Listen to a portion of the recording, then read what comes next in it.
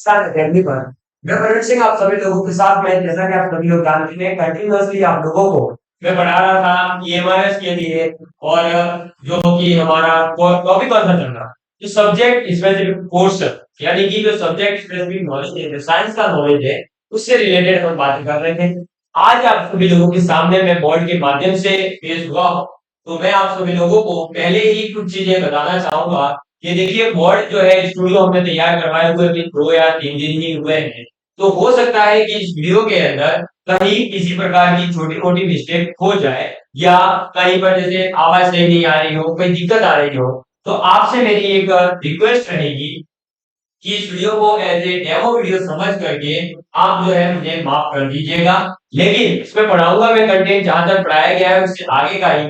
अगर इसमें कहीं समस्या आएगी और बच्चे अगर मुझे जो है मैं आप अपने जो भी अपने मित्रगण मेरे साथ कह सकते हैं, दोस्त मेरे साथ कह सकते हैं, मेरे छोटे बड़े भाई कह सकते हैं, जो आप मेरे साथ जुड़े हुए हैं, अगर आप लोगों की डिमांड आएगी कि नहीं सर क्वालिटी में एकदम परफेक्ट है, कोई दिक्कत नहीं है, तो हम ये वीडियो कंटिन्यू करेंगे। अदरवाइज कहीं समस्या आएगी तो उसको इम्प्रूव भी करेंगे और साथ ही साथ वही कंटेंट आपको अगर लैपटॉप के फॉर्म में चाहिए है यानी जो हमारा अभी तक स्क्रीन केवल आती थी उसी फॉर्म में, तो वही फॉर्म आपको प्रोवाइड भी कर दी जाएगी, है ना। कहीं पर भी ये बिल्कुल मतलब टेंशन नहीं लेना है कि आप ये कंटेंट ऐसे दो। ठीक है, चलिए अब अपना शुरुआत करते हैं। तो अभी तक मैंने जो है आपको रक्त परिसंचरण तंत्र के बारे में और उसके बाद में उत्सर्जन तंत्र के बारे में और मानव का जो तंत्रिका तंत्र है यानी नर्वस सिस्टम जो होता है उसके बारे में कंप्लीट बातें करी थी और उसके जो भाग थे मस्तिष्क है मैथमेटिक्स है सभी के बारे में मैंने बात कर ली थी। और उसी को जो है केंद्रीय प्रबंधी वगैरह में बांटा था। फिर मस्तिष्क को भी अपन ने देखो कितने भागों में बांटा था, तो अपने अग्र मस्तिष्क में बांटा था, उसके बाद में मध्य मस्तिष्क में आया था, उसके बाद में पश्च मस्तिष्क के बारे में अपन ने पढ़ लिया था। मैं यहाँ पर थोड़े थोड़े एक्सपेरिमेंट भी करता रहूंगा, पेन वेन चेंज करना और ये सब नाटक में जो है यहाँ पर करता रहूंगा, तो थोड़ा सा मैनेज करिएगा। ठीक है, चलिए क्योंकि भाई नया नया है मजा आ रहा है ना पढ़ाने का, वो वाली फीलिंग आ रही है अभी। चलो और पढ़ाई का ये है ना, ये जो मिला अंडू और इसको कर दिया मैंने ये क्लोज और बढ़ा एक मिनट है ना। हाँ चल रहा है ये अपना वो वाला पोर्शन हो गया। चलिए तो अब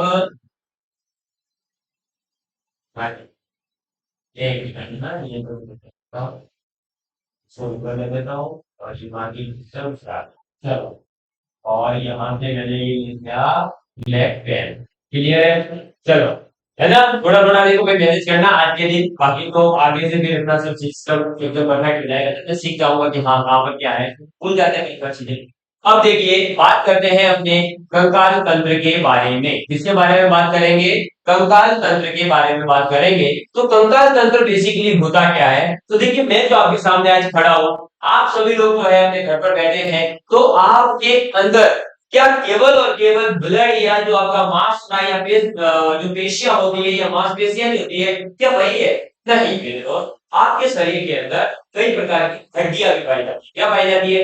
हड्डियां भी पाई जाती है। और उन हड्डियों का बना हुआ जो पूरा स्ट्रक्चर होता है जिसे अपन इंग्लिश में स्केलेटन कहते हैं, वही अपना कंकाल तंत्र कहलाता है। यानी जो हड्डियों का बना हुआ पूरा मानव का ढांचा होता है इसे हम कंकाल तंत्र कहते हैं। और ये जो कंकाल तंत्र होता है इसी के बारे में आज अपन पढ़ने वाले हैं। तो कंकाल तंत्र के दो भाग हैं। कितने भाग हैं? कंकाल तंत्र के दो भाग हैं। पहला भाग आ जाता है बाह्य कंकाल तंत्र और दूसरा आ जाता है अंतः कंकाल तंत्र। तो कंकाल तंत्र के कितने भाग हो गए? दो भाग हो गए। कितने भाग हो गए? जल्दी से बोलेंगे मेरे साथ में, दो भाग। एक हो गया बाह्य कंकाल तंत्र और एक गया अंतः कंकाल तंत्र। अब ये बाह्य कंकाल तंत्र और अंतः कंकाल तंत्र क्या होते हैं इनके बारे में समझेंगे। तो सबसे पहले बात आ जाती है बाह्य कंकाल तंत्र के बारे में। तो बाह्य कंकाल तंत्र क्या होता है बेसिकली? तो बाह्य कंकाल तंत्र में केवल और केवल दो भाग आते हैं आपके जो शरीर के। एक तो है ये भाग, ये जो जुल्फे है ना, कहते हैं ना जब बूढ़े जुल्फे, जब जब बूढ़े जुल्फे तेरी कवारियों का दिल में चले, तो जो जुल्फे आपकी ये जो बाल होते हैं ना भैया वो, और साथ में जो ये अपने नाखून जो डायल जैसी लड़कियां बड़े कर देती है कई बार, और लड़के भी कई बार है ना, ये छटपुड़ी ये जो छोटी सी उंगली होती है इसका बड़ा कर देती है नाखून, है ना। तो ये जो नाखून होता है इसके बाद जीभें जो होती है यही बेसिकली हमारे क्या कहलाते हैं, तो ये हमारे होते हैं बाह्य कंकाल तंत्र। क्योंकि आपको बता दूं जो हड्डियां होती है उनके अंदर ब्लड सर्कुलेशन नहीं होता, हड्डियों के अंदर ब्लड सर्कुलेशन नहीं होता, वैसे ही हमारे इन बालों के अंदर और हमारे इन नाखून के अंदर किसी प्रकार का ब्लड सर्कुलेशन नहीं होता है, इसीलिए इनको हमने बाह्य कंकाल तंत्र कहा है। और बात करते हैं अंतः कंकाल तंत्र के बारे में, यानी अंदर का कंकाल तंत्र जिससे हमारे शरीर का ये पूरा देखो, ये जो फेस का स्ट्रक्चर बना है, हाथ पैर ये सब देखो, अंगुलियों का ये पूरा स्ट्रक्चर वगैरह बना है ना, ये सब हो जाता है आपके अंतः कंकाल तंत्र। और इसके अंदर टोटल 206 कितनी 206 अस्थियां आ जाती है, और 206 अस्थियों के साथ साथ में कुछ उपाधियां भी आती है। क्या आ जाती है? कुछ उपाधियां भी आ जाती है। उपाधियां क्या होती है और अस्थियां क्या होती है? अस्थियां होती है बेसिकली अपने हड्डियों को कहा जाता है, और उपाधियों का मतलब है जैसे दुकान के अंदर जो ये हड्डियां पाई जाती है ना, ये थोड़ी सी मुलायम हड्डी होती है, एकदम कठोर हड्डी नहीं होती, इसी को कहते हैं उपास्थि, और कुछ नहीं है ना।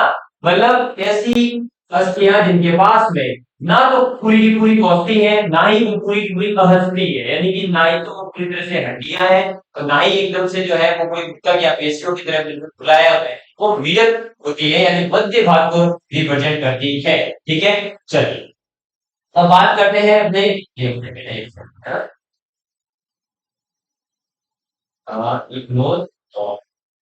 अब ये बढ़ेगा कि नहीं है, बिगड़ेगा, बढ़ रहा है, बढ़ रहा है, चल वेरी गुड, है ना, धीरे धीरे सिस्टम समझ में आ रहा है, मतलब धीरे धीरे ना, क्योंकि भाई देखो कई चीजें हैं, इसको मैं थोड़ा सा बड़ा करने की कोशिश करूंगा। क्या ये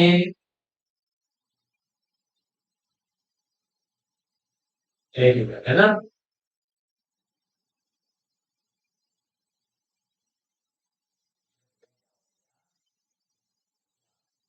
ये क्या मॉडल में नया नया है ना, थोड़ा गुस्सा रहता है मेरे ऊपर। चलो बात करते हैं, तो अपने बात करने जा रहे हैं बेसिकली इसके बारे में, अस्थियों के बारे में करें, है ना। आपको अगर अस्थियों का ये जो स्ट्रक्चर है ये सही से नहीं दिखाई दे रहा हो तो मुझे बता दीजिएगा। अब मैं बात करता हूँ अस्थियों के बारे में। अस्थियां यानी कि जिन्हें इंग्लिश में कहा जाता है बोन्स, क्या कहा जाता है? बोन्स कहा जाता है। अस्थियों को इंग्लिश में क्या कहोगे? बोन्स कहा जाता है। और जो वयस्क मनुष्य होता है, कौन? वयस्क मनुष्य। वयस्क मनुष्य का मतलब है बेसिकली यहाँ पर जो 18 साल की उम्र को जो है अगर क्रॉस कर चुका हो लगभग, है ना। वैसे तो 13-14 साल 15 साल के बाद में ही वयस्क अवस्थाएं चालू हो जाती है, मतलब गाड़ी चलाना वगैरह ये सब चीजें जो है वयस्कता की आपके एक रिप्रेजेंटेशन करती है। तो वयस्क जो मनुष्य होता है उसके अंदर टोटल 206 हड्डियां होती है, जिसमें आपके ये फीमर की हड्डी, हाथों की, उंगली की, पैरों की, पेट की, मांसपेशियां पैरों की सब आ गई, सब ठीक है। चलो जन्म के समय यानी जब शिशु का जन्म होता है, यानी जब आपका या मेरा जन्म हुआ था उस समय हमारे पास में टोटल 306 हड्डियां थी। कितनी? 306 हड्डियां थी, सॉरी 300 हड्डियां थी। 300 हड्डियां हमारे पास में थी जब हमारा जन्म हुआ, तो सर ये 300 हड्डियां मिल करके 206 में कैसे कन्वर्ट हो गई, यानी कम कैसे हो गई? क्या कहां गई? शरीर से बाहर निकल गई? नहीं भैया, शरीर से कोई बाहर नहीं निकली है, शरीर से बाहर हड्डियां नहीं निकली है। बेसिकली क्या होता है कि जब आप छोटे होते हो तो कुछ हड्डियां जो है छोटे छोटे टुकड़ों के अंदर होती है, वो हड्डियां बाद में जाकर के टूट जाती है, और इसीलिए जो है बाद में आपकी हड्डियों की संख्या कितनी हो जाती है? 206। तो शिशु के अंदर 300 हड्डियां और वयस्क मनुष्य के अंदर 206 हड्डियां पाई जाती है। इसके बाद में कैल्शियम फॉस्फेट और अस्थि का ये क्या है? महत्वपूर्ण अवयव होता है, ये आपको याद रखना है। जो कैल्शियम फॉस्फेट होता है, यानी कि कैल्शियम फॉस्फेट का अगर मैं यहाँ पर फॉर्मूला लिखूं तो आप नोट डाउन कर लीजिएगा। मैं कैल्शियम फॉस्फेट का फॉर्मूला यहाँ पर लिखने जा रहा हूँ, आप नोट डाउन करिएगा। कैल्शियम फॉस्फेट, है ना, CaPO4 कैल्शियम फॉस्फेट जो है ये होता है, और ये कैल्शियम फॉस्फेट जो है वो अस्थि का यानी हड्डियों का एक महत्व होता है, यानी हड्डियां जो होती है उसके अंदर सबसे ज्यादा अगर पूछा जाए या महत्वपूर्ण अवयव के रूप में क्या पाया जाता है, तो कैल्शियम फॉस्फेट पाया जाता है। इसके अलावा हड्डियों के अंदर कोलेजन, कौन सा? कोलेजन, ये नाम याद रखना। कोलेजन जो प्रोटीन होता है वो अस्थि का लगभग 33% भाग होता है, यानी कि हड्डियों का लगभग 33% भाग जो है वो कौन बनाता है, तो ये कोलेजन प्रोटीन जो है वो अस्थियों का लगभग 33% भाग बनाता है। इसके बाद में उम्र बढ़ने के साथ में अस्थि में प्रोटीन की जो मात्रा है वो कम होती जाती है। अस्थियों की जो है क्या हो जाती है, अस्थियों के अंदर जो प्रोटीन की मात्रा है, ये कोलेजन की जो मात्रा है वो उम्र बढ़ने के साथ साथ जब जैसे जैसे अपने अंदर जो है ये आयु जो है बढ़ती जाती है, 5 साल 6 साल 7 साल 8 साल 10 साल 20 साल 25 साल 30 साल होते जाते हैं ना, तो तब क्या होता है बेटा, आपके प्रोटीन की मात्रा जो है वो कम होती जाती है। क्या होती जाती है, कम होती जाती है। और जो कि आपके क्या करती है, हड्डियों को अधिक भंगुर यानी कि ब्रिटल बनाती है। क्या करती है, भंगुर यानी ब्रिटल बनाती है। तो भंगुर या ब्रिटल का मतलब क्या है सर, भंगुर या ब्रिटल का मतलब आप समझ सकते हैं ऐसी चीज जो अगर कहीं पर गिरे आराम से तो टूट जाए। जैसे भंगुर का बेस्ट एग्जांपल देखना हो तो आप देख सकते हैं अपने किसको, तो आप देख सकते हैं अपने कोयले को। किसको देख सकते हैं, भंगुर का जो बेस्ट एग्जांपल है वो है अपना कोयला। क्या है बेटा, कोयला। सर कोयला कैसे, अरे कोयले को हाथ में पकड़ना और नीचे फेंकना, वो एकदम से नीचे गिरेगा और टूटेगा। क्या होगा, टूटेगा। तो ये जो कोयला टूट जाता है, वैसे ही अगर कोई इंसान किसी बिल्डिंग से नीचे गिरेगा, जैसे अपना ये राजस्थान एकेडमी जो है अभी 5th फ्लोर पे चलता है। कितने फ्लोर पे, 5th फ्लोर पे। अब 5th फ्लोर से सपोज करो मैं है ना किसी बच्चे की पढ़ाई नहीं करने पे गुस्सा होगा कि उसको पट दूं नीचे, तो बच्चा क्या हो जाएगा, टूट जाएगा। वहीं अगर मैं छोटे बच्चे को पटकूंगा, छोटा बच्चा गिराया जाएगा, तो हो सकता है कि वो बच्चा जो है डेथ हो जाएगी उसके सिर फटने से या किसी और कारण से, लेकिन उसकी हड्डियां जो होगी वो नहीं टूटेगी। क्यों, क्योंकि हड्डियों के अंदर उस समय पर लगभग कोलेजन प्रोटीन पूरी मात्रा में पाया जा रहा था। लेकिन जैसे जैसे उसकी उम्र बढ़ती है अपनी, तो उम्र बढ़ने के साथ साथ कोलेजन प्रोटीन की मात्रा कम होती जाती है और मनुष्य की जो हड्डियां हैं यानी अस्थियां जो है वो क्या हो जाती है, भंगुर होती जाती है। और भंगुर होने का मतलब यही है कि जो चीज एकदम से टकराए तो टूट जाए। और हड्डियां आपने देखा होगा जैसे जैसे बूढ़े होते जाते हैं ना, बूढ़े लोगों को अगर थोड़ा सा भी यूं हो जाए तो पैर टूट जाता है उनका। क्यों, क्योंकि भंगुर हो चुकी होती है, बहुत ज्यादा हड्डी है। चलिए इसके बारे में आगे बढ़ते हैं। तो नेक्स्ट अपने अब एक मिनट है ना, ये चलेगा। ए, मैं चलता, ठीक है भाई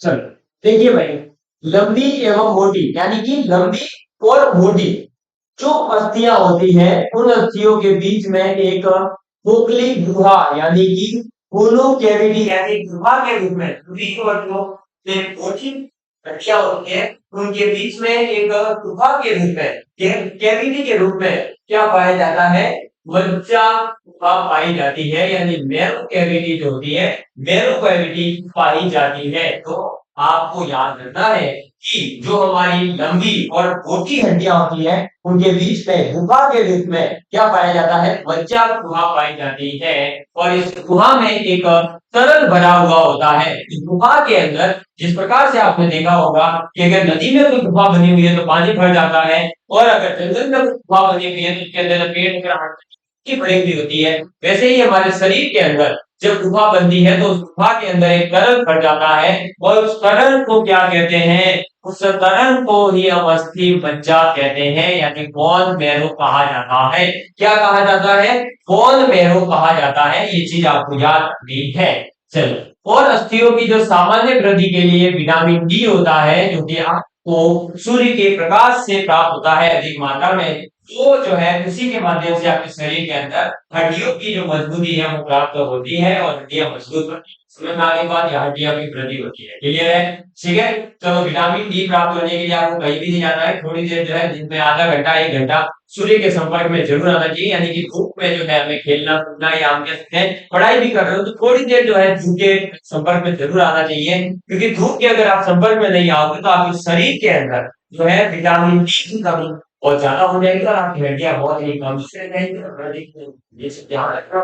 ठीक है। चलो, फिर अपने बच्चों में जो है विटामिन डी की कमी से, यानी जो छोटे बच्चे होते हैं जिनको अपन धूप में नहीं खेलने देते हैं, या अपने घर वाले जो होते हैं वो क्या करते हैं, अरे भाई धूप में मत खेल, तू है ना पढ़ाई पे ध्यान दे, धूप में बार बार बाहर मत निकला कर, तो ये जब अपने पेरेंट्स को बोलते हैं तो क्या होता है उनसे, अरे भाई उनके अंदर विटामिन डी की कमी आती है और उन्हें रिकेट्स जो रोग होता है वो हो जाता है। क्या हो जाता है? रिकेट्स रोग हो जाता है। और इसी के साथ में वयस्कों में, यानी जो बड़े लोग हो जाते हैं, जो एकदम है ना बड़े से बाहुबली जितने बड़े, मेरे जितने बड़े, ये बाहुबली डोले सोले है ना मेरे, वैसे वैसे बड़े लोग जो बन जाते हैं, अरे भाई नहीं ये डोले सोले, तो ऐसे जो बड़े लोग बन जाते हैं और वयस्क लोग हो जाते हैं, तो फिर इनके पास में समय जो है पर्याप्त नहीं रह पाता और वो जो है धूप में जाना ही भूल जाते हैं।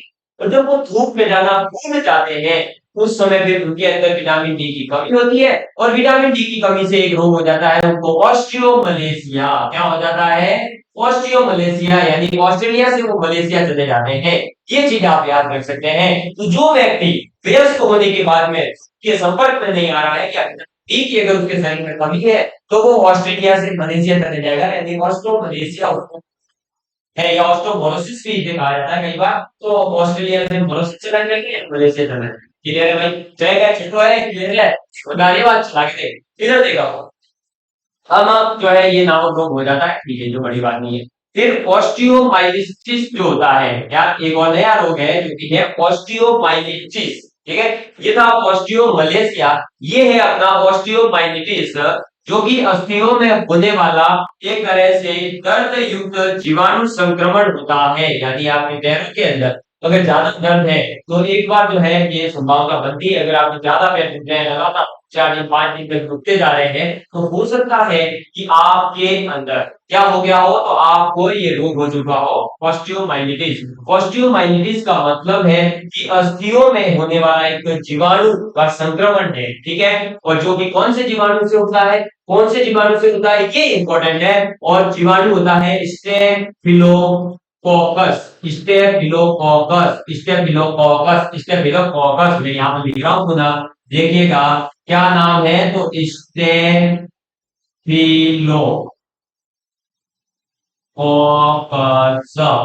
इस स्टेफिलोकोकस के माध्यम से, इस स्टेफिलोकोकस से जो है हमारे पैरों के अंदर क्या हो सकता है, तो दर्द जो है वो हो सकता है। ये एक जीवाणु जनित या फिर जीवाणु का संक्रमण है। ठीक है, और जीवाणु कौन सा होता है? स्टेफिलोकोकस। ठीक, चलो भाई, है ना।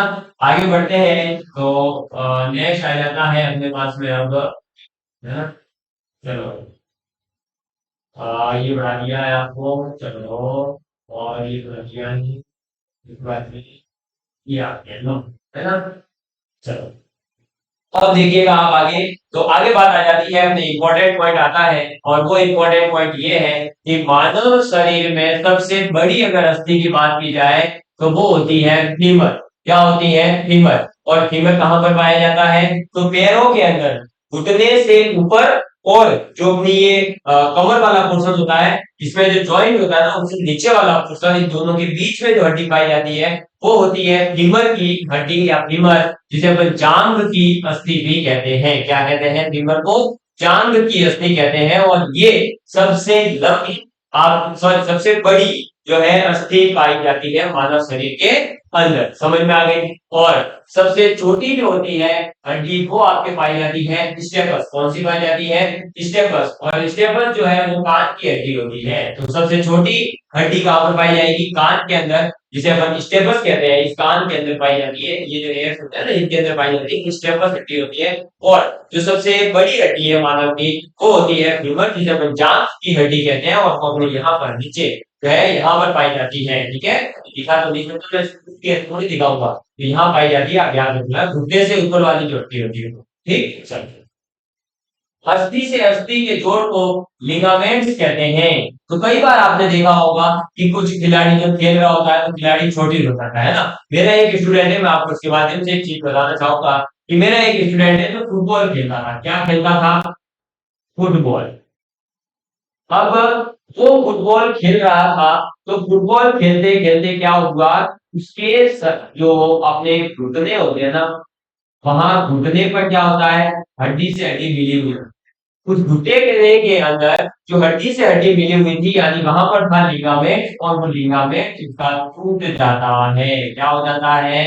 टूट जाता है। तो आपको अब ये चीजें समझ में आई होगी कि हमारा जो है लिगामेंट क्या होता है बेसिकली। तो अस्थि के अस्थि को जोड़, यानी अस्थि से अस्थि को जोड़ना, यानी कि देखिए ये अपनी एक अस्थि है, कोई मान लीजिए, यानी ये फीमर की अस्थि है मान लो, और ये अपने घुटने के नीचे की हड्डी है, और ये जो घुटना यहाँ पर जोड़ रहा है ना, इस घुटने को ही अपन लिगामेंट्स का एग्जांपल दे सकते हैं कि घुटना क्या करता है, दो हड्डियों को जोड़ता है, फीमर को और नीचे वाले घुटने के नीचे वाले पैर को, पिछले वाले पोर्शन को। तो इसे अपन ये लिगामेंट का एग्जांपल कह सकते हैं। साथ ही साथ मांसपेशी एवं अस्थि, यानी कि जो अपनी मांसपेशियां है को और हड्डियों को जो जोड़ने का भाग होता है, इनको जोड़ने वाले को टेंडन कहा जाता है। रवीना टंडन नहीं, टेंडन कहा जाता है। क्या कहा जाता है? टेंडन। टेंडन कहा जाता है।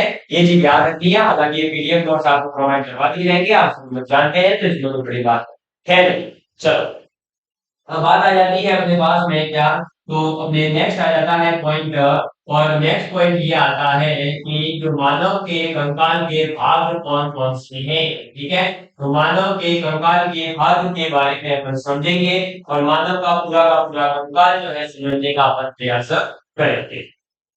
चलिए, तो देखो मानव कंकाल के भाग, मानव कंकाल के भाग के अंदर आ जाता है सबसे पहले अपने दो भाग आ जाते हैं। एक आता है अक्षीय कंकाल, एक क्या आ जाता है? अक्षीय कंकाल, और एक आ जाता है उपांगीय कंकाल। ठीक है, अक्षीय कंकाल कंकाल जो होता है उसे इंग्लिश में कहा जाता है अपने एक्सियल स्केलेटन, और जो बात आ जाती है उपांगीय कंकाल की, तो इसे कहा जाता है अपेंडिकुलर स्केलेटन। क्या कहा जाता है? एक्सियल स्केलेटन और अपेंडिकुलर स्केलेटन कहा जाता है। मैं पानी ग्रहण कर लेता हूँ, आप भी जो है सभी पढ़ाई पढ़ाई पे थोड़ा सा पानी वाली पी लीजिए, है ना।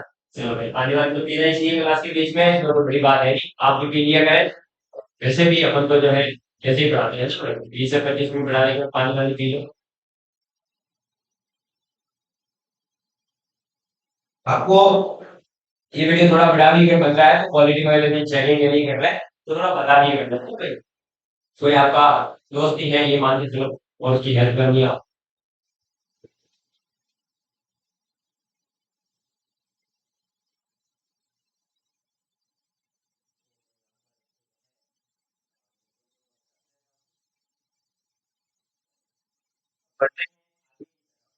तो नेक्स्ट अपने आ जाता है, अब क्या आ जाता है नेक्स्ट, तो अक्षीय कंकाल और उपांगीय कंकाल, ये कंकाल के दो भाग हैं, जिसके अंदर मैं आपको बता दूं कि जो हमारा ये अक्षीय कंकाल है, इस अक्षीय कंकाल के पास में 80 अस्थियां होती हैं, यानी कि 80 यानी 80 80 अस्थियां जो है, 80 जो बोन्स है वो किसके पास में होती है? एक्सियल के पास में, और 126 जो है वो किसके पास में होती है? उपांगीय कंकाल के पास में होती है। इसके पास में होती है उपांगीय कंकाल के पास में, और इस प्रकार से टोटल 206 हड्डियां अपने एक व्यस्क मनुष्य के अंदर पाई जाती है, या व्यस्क मानव के अंदर पाई जाती है, यानी आप में और मेरे में, क्योंकि आप भी एक व्यस्क है, 12वीं पास ही है इसीलिए, है ना, और मैं भी एक व्यस्क ही हूँ। चलो, आपसे तो काफी बड़ा हूं मैं। चलो, अब बात करते हैं सबसे पहले अक्षीय कंकाल के बारे में, उसके बारे में बात करेंगे। अक्षीय कंकाल के बारे में बात करते हैं, तो अक्षीय कंकाल क्या है और अक्षीय कंकाल के जो भाग है उनके बारे में। अक्षीय कंकाल के पास में बेसिकली 4 भाग है टोटल। कितने भाग है? 4।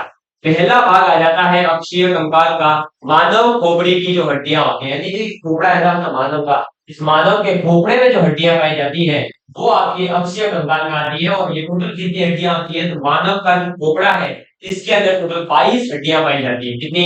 22 अस्थियां पाई जाती है, ये याद रखना है, 22 हड्डियां पाई जाती है।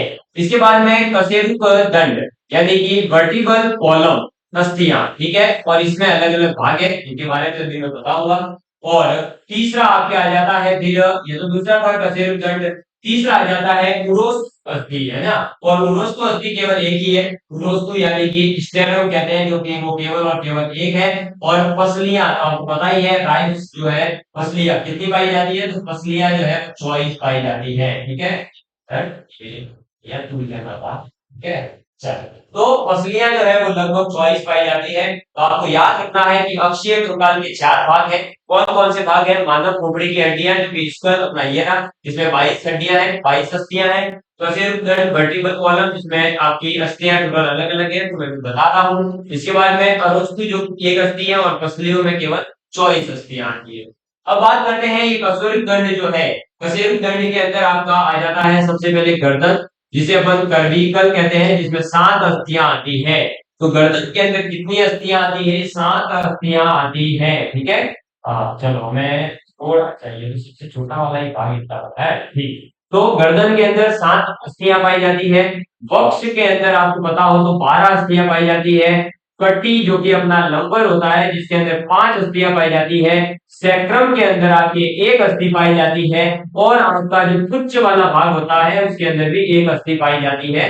और इस प्रकार से जो अपना कशेरुकदंड है, उसके अंदर टोटल 26 अस्थियां पाई जाती है। कितनी?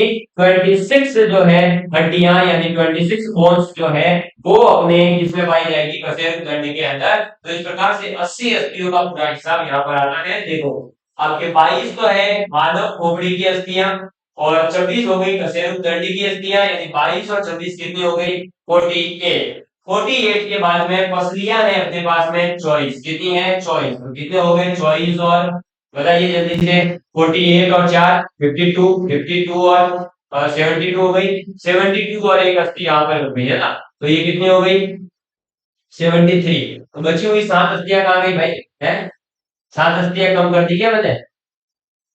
गिन लो भाई, एक बार देख लो। 19 और ये कितनी है? 19 और 19 और 26, तो ठीक है?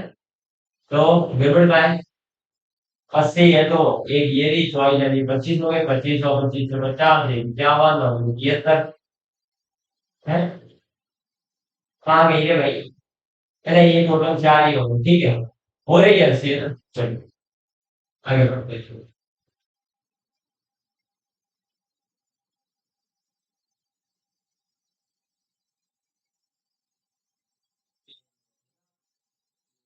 विवेचन के ऊपर रखा हुआ है, इसलिए ये दिक्कत है ना।